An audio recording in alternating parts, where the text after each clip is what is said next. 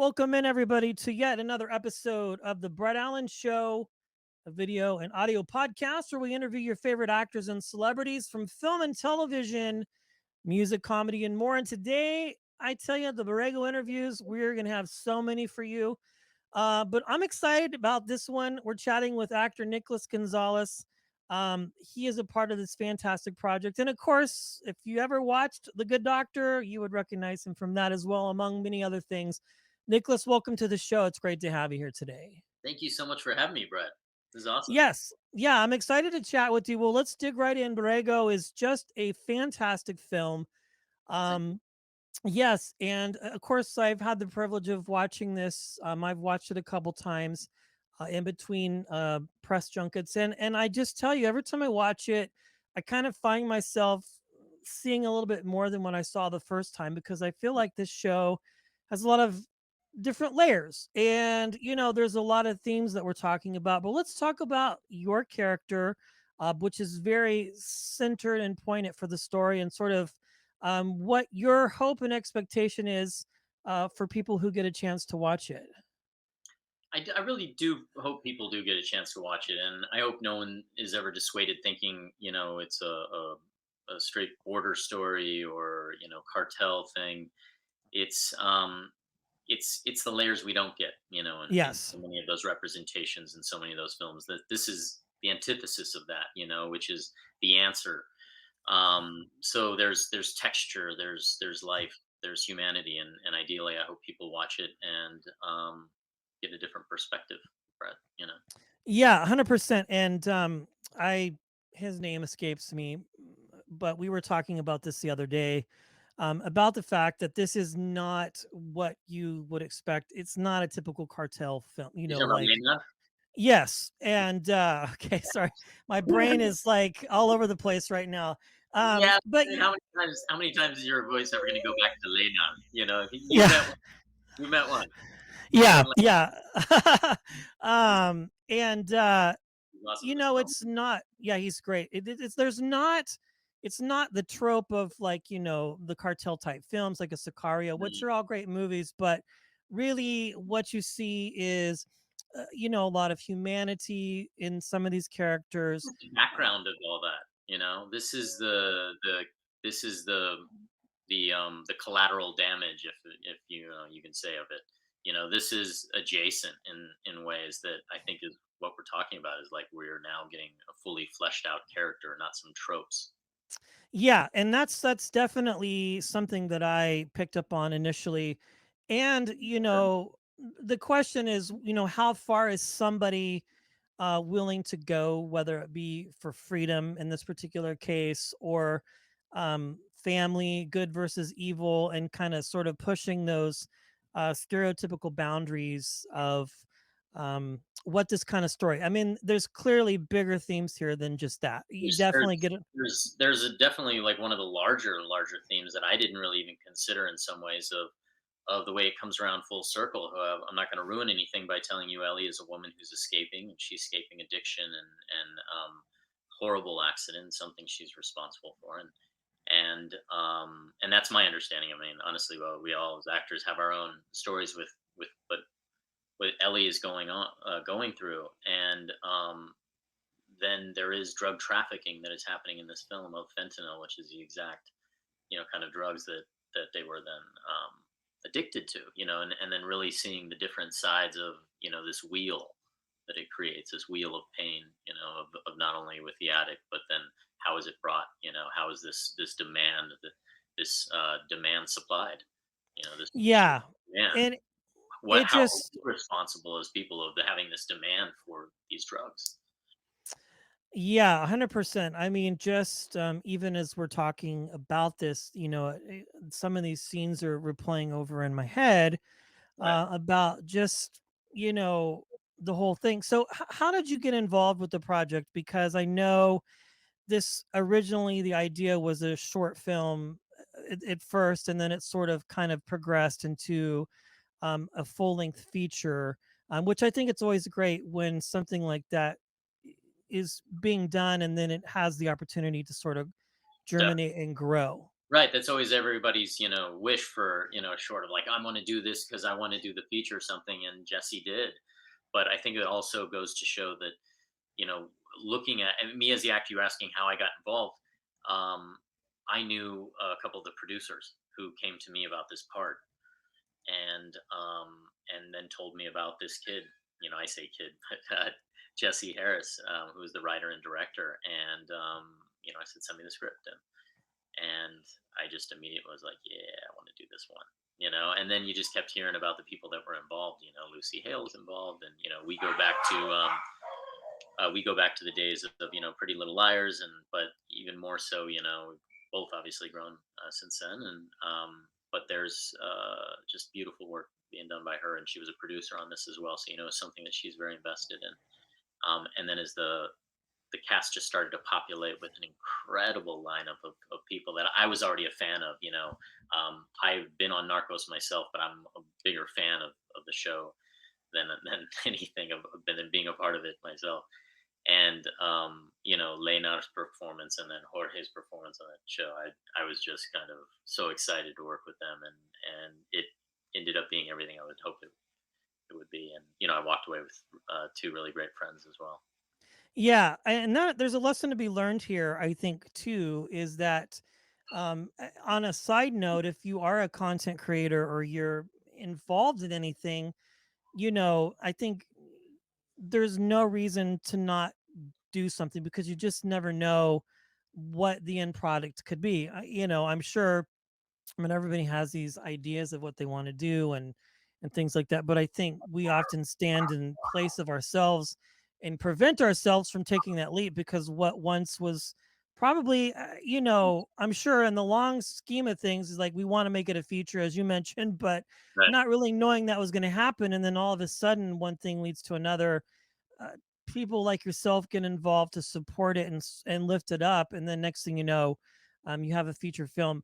You've switching gears, sir. You've been a part of a lot of great projects, and again, we've mentioned The Good Doctor, but other films and television shows, Narcos, and a lot of things throughout your career. But what was it, Nicholas, that interested you and made you desire to become a storyteller or an actor? Was there a Mm. defining moment, or did it just kind of happen and translate over time?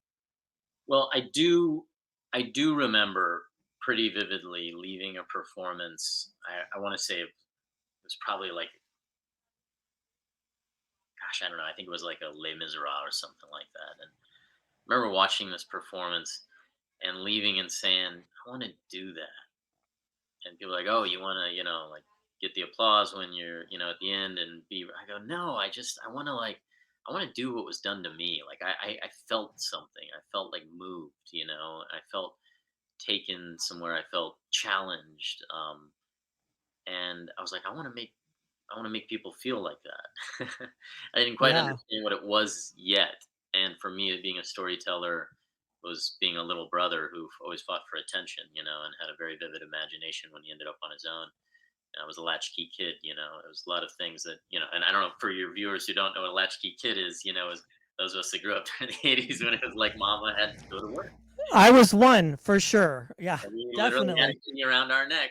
Yeah. We get dropped off by the carpool and then go inside and drink Doritos and Dr. Pepper all day till mom And got home. watch television, yeah, until mom came home from work in the I grew up evening. on that. I grew up, but I didn't think growing up as a kid in San Antonio, Texas, I didn't think I'd become an actor. You just didn't think about it then. Now there's acting classes everywhere, and there's photographers who will take your headshots. But then I thought you had to grow up in Hollywood or something. I don't know. Yeah, I mean, it's interesting. I'm very curious, and I think our listeners would find this fascinating as well. Again, when you are a part of something for so long, such as a television show or a series, as an actor, I'm assuming, and I think it's probably true that you're always looking for new and creative ways to expand yourself and do things. How do you know when you're doing something for a long period of time, when it's time to sort of go, okay, I want to do something else, if that makes any sense? Not anything specific, but I'm just very curious how, as an actor or as a creative, you kind of make Yeah. those decisions. Well, when you say I want to do something else, meaning when I decide to take on another project, Yeah, take on or another project. Like, or do let's you say also you mean, I think there's also a natural progression. I think the okay. actors are tired of gosh, I know I have no say other than my performance that day. I have no say what's going to end up in the edit. I have no say how they're going to do everything else. I have no say. So there is a natural progression that you ask yourself of like, do I produce? Do I make sure Okay. I'm a part of this process? Because you're a storyteller who, wants a bit of a say in how the story's told because you Sure. you, you care about it. And that's the interesting thing when you were talking about the short and something that you care enough about to hang on to see it through to that dream of becoming a feature because it has something to say and Borrego has something to say and that's what happened. Yeah, I mean, I think I had an interview last year. I was talking to some in the cast of Shameless on Mm. Showtime, and as that show had come to an end, they had brought new characters in and new characters out. And it seemed like when you have a machine like that or any network show and it just is well oiled and you come on, you do your thing, and then you leave, I would imagine if you are a creative, you probably do get to that place that you just mentioned where you kind of want to be a little bit more involved in the process, which I think makes sense because unless you just, it really doesn't matter to some people. But Well, I but there's really like your also honesty. but it also depends on the project, because Sure. there are some things where you're like, all right, this I get to go and have fun and shoot, a show with people, and we're just out there knocking around, and they tell us where to stand and what to do, and then I get to go over and do, Borrego, and so it really depends. There's just things that you focus on differently, and as an artist, I think even allowing yourself to be called that. And knowing that there's just we work in so many different genres too, and that's the exciting thing I think now is that because there isn't really much of a line, Sure. anyone can do anything really in the sense of as an actor in the sense of you can produce your own show, you can there's no excuse, it's because people are doing it. Yeah. um, but it's open to the people, it's there and it's available process.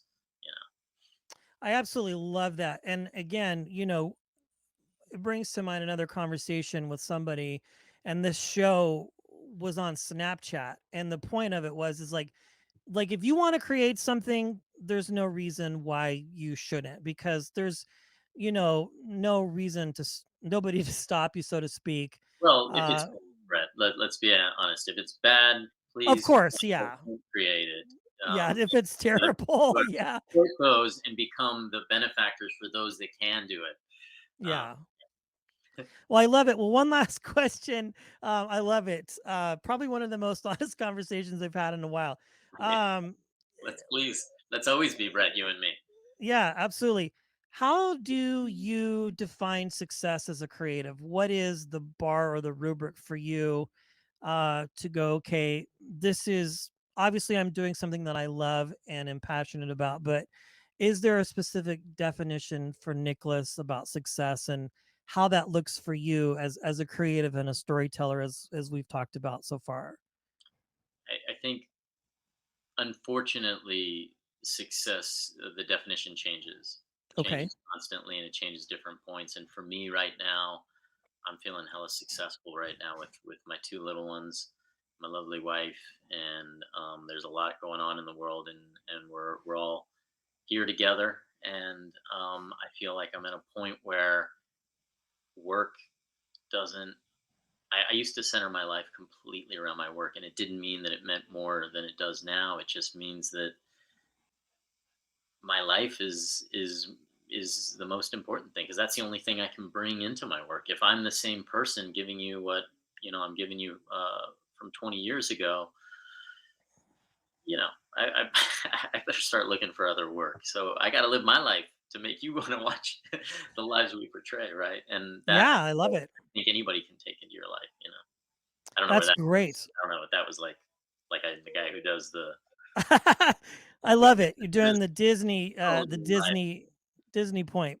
I Yeah. love it. Well, again, Borrego is fantastic. It'll be available to watch and stream soon. Please do it. And all these interviews will be available in short order. Nicholas, thanks for hanging out with us today. I appreciate it. Thank you so much.